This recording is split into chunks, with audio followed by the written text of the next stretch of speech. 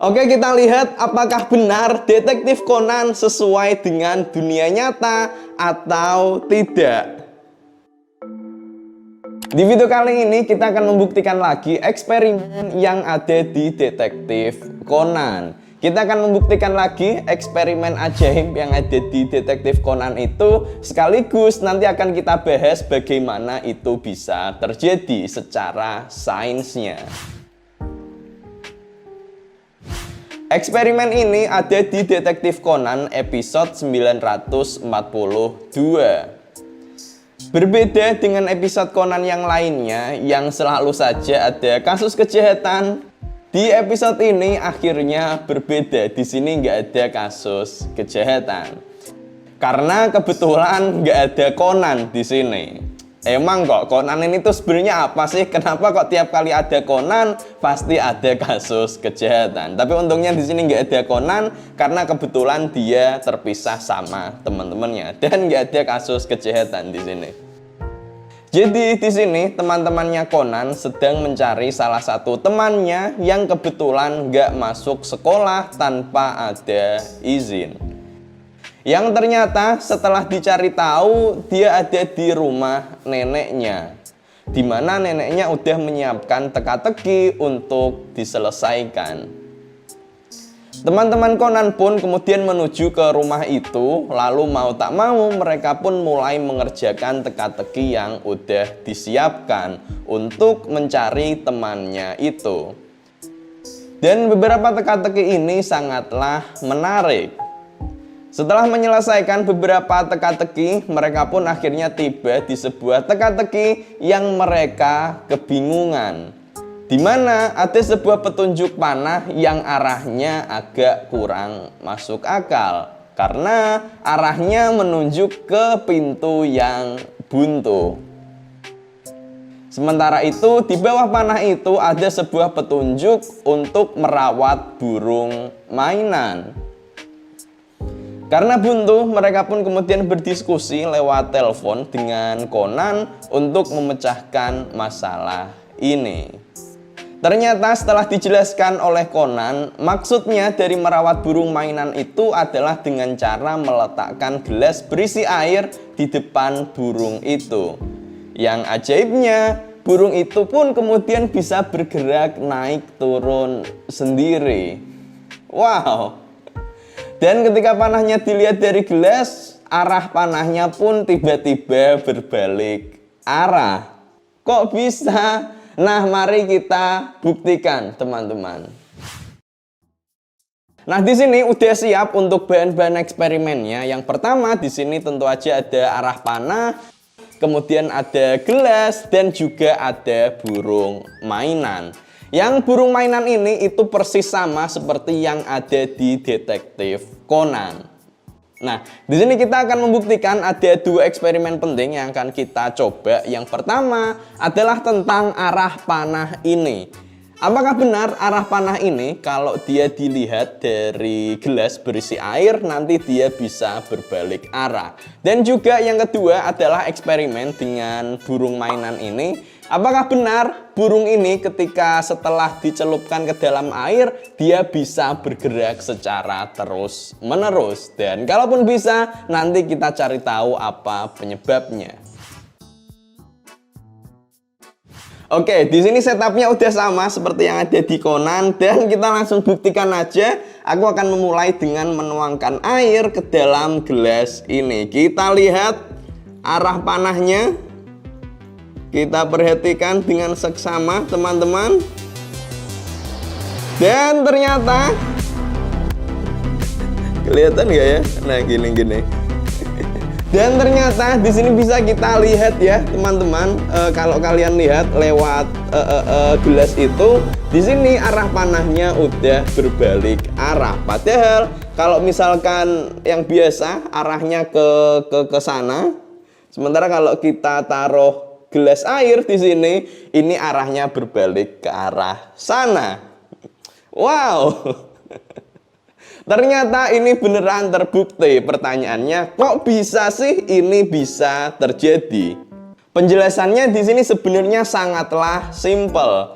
Jadi ini adalah fenomena pembiasan cahaya di mana gelas berisi air ini ibaratnya berperan sebagai lensa cembung. Dan sifat dari lensa cembung, pelajaran fisika optik di SMP, dia membuat benda yang jauh terlihat terbalik. Persis seperti yang kita buktikan ini, teman-teman. Dan ini pun kalau misalkan panahnya ini posisinya aku ubah. Misal di sini aku deketin, bisa kita lihat di sini panahnya jadi makin besar, dan kemudian kalau dia udah semakin dekat, ternyata dia tetap jadi arah panah yang biasa, yang seperti pas sebelum ada airnya. Dan ini adalah sifat fisika optik dari lensa cembung. Gimana? Mantep kan? Dan ini pun itu nggak cuman bisa terjadi pada arah panah seperti ini ya, teman-teman. Seperti contohnya, misal di sini aku contohin dengan buku ya. Di sini videonya aku flip dulu. Nah, di sini kalau kita lihat, kalau kalian lihat lewat gelas berisi air ini, kalian akan bisa melihat kalau gambarnya, tulisannya di sini dia juga terbalik sama seperti arah panah tadi. Dan juga kalau kita perhatikan untuk yang di bagian tengah di sini tulisannya itu bisa terbalik dengan jelas. Sementara untuk yang di bagian samping-sampingnya ini ada kayak terdistorsinya, teman-teman. Dan yang pasti dari sini kita bisa bilang kalau eksperimen pertama ini udah berhasil. Mantap.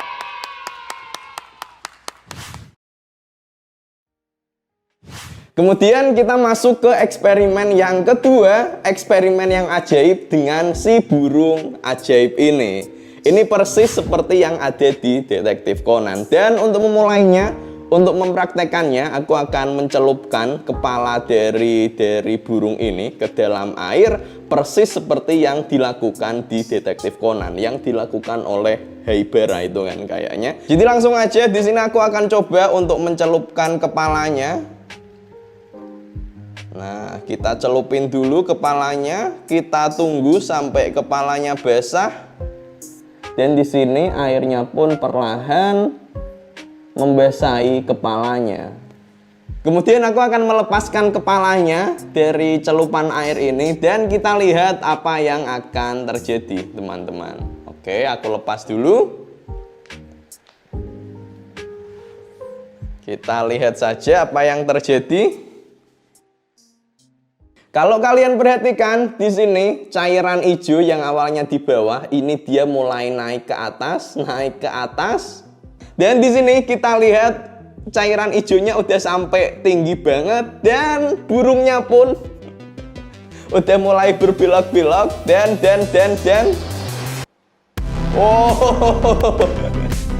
dia pun minum air. Yang kemudian proses ini akan berulang. Coba kita tunggu bentar. Yo, burungnya pun minum air lagi.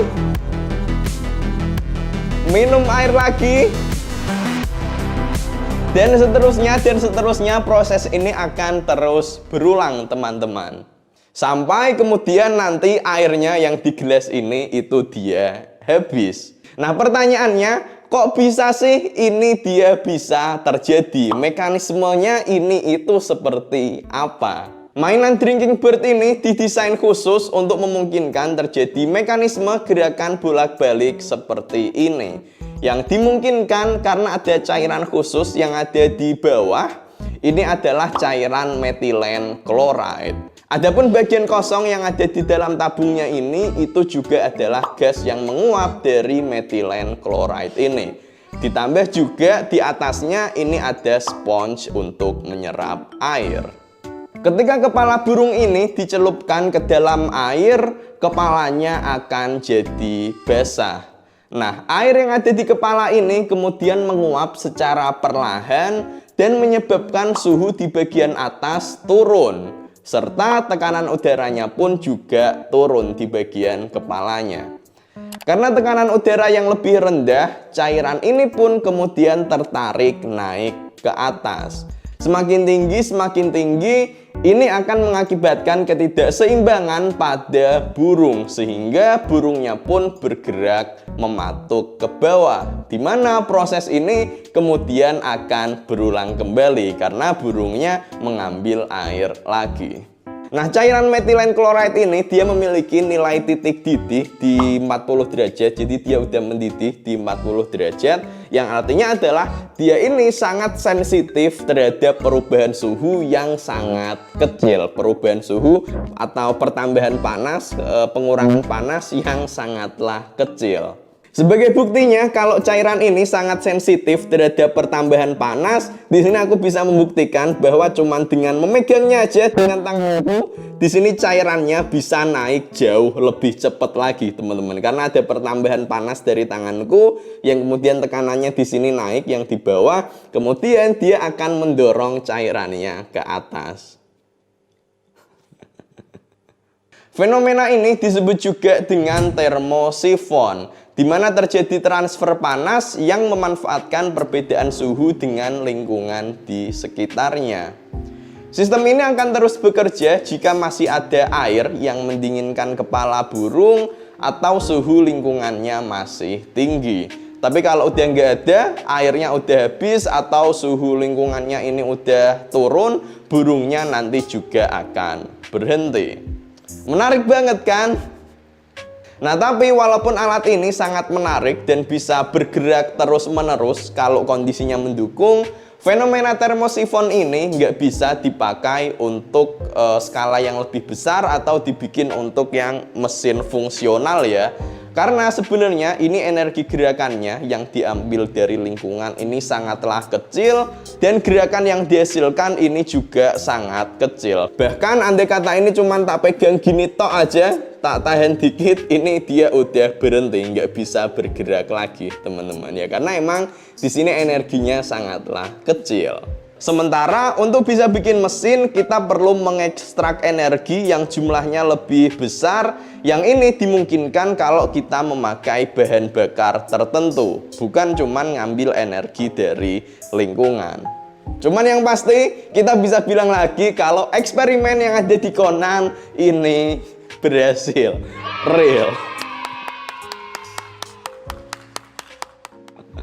Dan gitu dulu aja teman-teman untuk video kali ini. Kalau kalian ada saran eksperimen apa yang perlu aku buktikan, silahkan tulis di komen. Dan kita ketemu lagi di video selanjutnya. Dadah, terima kasih.